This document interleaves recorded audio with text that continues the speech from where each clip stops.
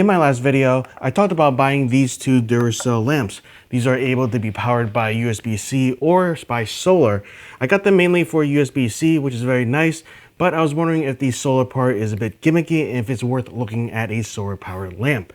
We're going to do a few tests. A couple of the tests will cover less than ideal conditions to see in a 12-hour period, is it possible to use these lamps in a practical way?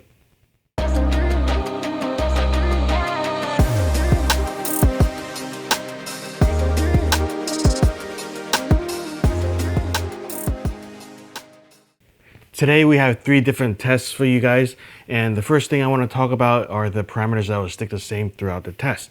First thing is the light level. We'll be using the low setting, which is kind of like the medium. I know the name is a little bit confusing, but it goes high, low, and then eco. We're setting this to low for all 3 tests. The second thing is the color temperature. We're going to use the balanced color temperature, which is the one that's in the middle between the warm and the cool color temperatures throughout the tests.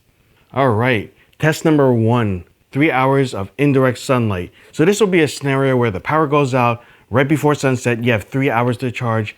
You look at your lamp. You discover that your lamp also is out of juice, so you put it outside for it to charge, but you couldn't be in direct sunlight. So in this scenario, for me, in my test, I have 41 minutes of runtime. So what happens in an inclement weather situation and you're trying to charge outside? In this case, we have 12 hours of that, and in a cloudy/rainy day, in this case both, we have an hour and 56 minutes of light from that. It started off with the red light from the status LED, and then eventually, after an hour 56 minutes average time for both, the light cut out. And now this brings us to test number 3, which is the most ideal situation out of all 3 tests, and that is 12 hours of direct sunlight. After 12 hours of charging in direct sunlight, this yields to 4 hours and 58 minutes of lighting afterwards, starting with the amber LED status, which means that the battery is about halfway charged. Before we continue, I do want to take a moment to talk about the percentages listed, which is, by the way, from the instruction manual, and then same thing from the last video. These aren't really 100% accurate.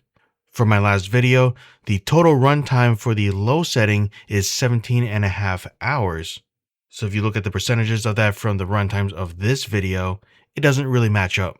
It's more of an approximate value. I'm not gonna lie, I originally thought that the solar panel feature was a bit gimmicky for this, but I was pleasantly surprised on how well it worked, especially that under a full day of direct sunlight, you can get about 5 hours of life from the lamps.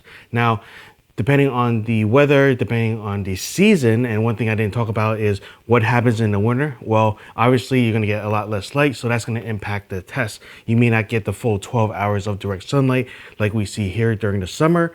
So take that into account when you're using this light. The other thing is that you're probably better off with getting a solar generator. Now, of course, that's going to be more money, but if you get a solar generator with, let's say, a 220 watt portable solar panel that brings in a lot more light, you can charge these things by USB-C in about 4 hours. And that's to the battery's full capacity. Is the solar charging good enough? Is it worth it? Here's the verdict. Because you can't charge this quickly through direct sunlight, I think this is a good backup source in a pinch. However, you're better off swapping out batteries or charging through USB-C, and if you want to use solar, you're probably better off using a solar generator, as I mentioned before. That will charge much quicker, and realistically, if you're out of power for more than a day, you're going to be using this at night, and you won't have multiple days to charge this. That's all I got for today. Thanks for watching. Don't forget to like, share, and subscribe if you haven't done so already, and I'll see you in the next video.